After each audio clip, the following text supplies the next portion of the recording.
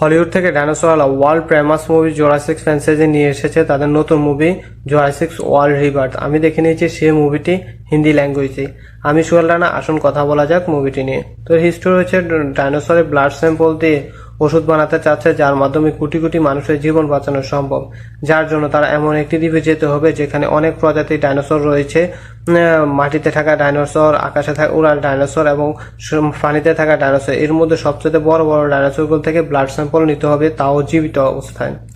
কিন্তু সমস্যা হচ্ছে সেই দ্বীপের উপর সকল দেশের সরকার নিষেধাজ্ঞা দিয়ে রেখেছে। তারপরও তারা একটা সিক্রেট টিম বানিয়ে সেখানে যায়।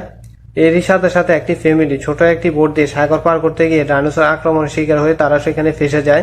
এখন ওখানে একদল গিয়েছে নিজ ইচ্ছার ডাইনোসর ব্লাড কালেক্ট করতে, অন্যদিকে সেই ফ্যামিলি অনিচ্ছা সত্ত্বেও সেখানে ফেসে যায়।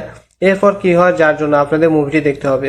মানুষ সাধারণত এই মুভি দেখে ডাইনোসরের সাথে মানুষের যে অ্যাকশন সিকোয়েন্সগুলো দেখানো হয় তার জন্য। এছাড়াও যে সকল টেনশন ক্রিয়েট করে সে কি ডাইনোসর হাত থেকে বাঁচতে পারবে না ডাইনোসর তাকে মেরে ফেলে, এ সকল সিনগুলোর জন্যই মানুষ এই মুভিগুলো দেখে। হ্যাঁ, এই মুভিটিও সেম। তারা ডাইনোসর ব্লাড কালেক্ট করতে গিয়ে সেখানে তাদের সাথে ডাইনোসরের যে অ্যাকশন সিকোয়েন্সগুলো দেখানো হয়, যার মধ্যে তাদের কিছু লোক মারাও যায়।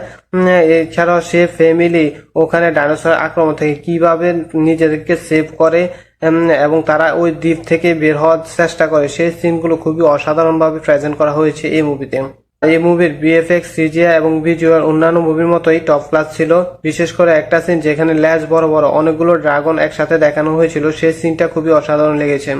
এই মুভির প্রথম 20-25 মিনিট কিছুটা বোরিং লাগতে পারে, যেখানে আপনার ক্যারেক্টার এবং হিস্টোরি বিল্ড আপের ক্ষেত্রে একটু সময় নিচ্ছিল সেই সিনটা। বাকি ওভারঅল বলতে গেলে এই মুভিটি ওয়ান টাইম ওয়াচ একটা মুভি। আমি এই মুভিটিকে 5-3 স্টার দিব। এই মুভিটি ভালো, বাট খুব ভালো তা বলা যাবে না। আর আপনারা যারা দেখেছেন আপনার থেকে কেমন লাগছে, যারা এখনো দেখেন নাই অবশ্যই দেখে জানাবেন। Good luck.